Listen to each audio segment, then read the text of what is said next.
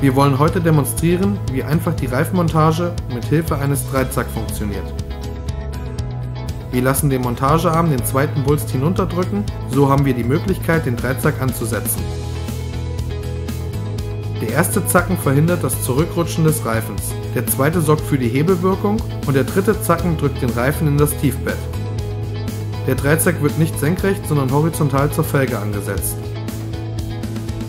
Beim Ansetzen ist darauf zu achten, wo sich die Ventile bzw. die Reifendruckkontrollsensoren befinden, damit diese nicht beschädigt werden. Der Pfeil muss sich auf der Oberseite befinden, da der mittlere Zacken eine erhöhte Position hat. Bei Start der Rotation kann man selbst mit geringem Kraftaufwand schwierige Run-Flat-Reifen mit Leichtigkeit montieren. Zuletzt nur noch mit dem Montiereisen den Dreizack heraushebeln.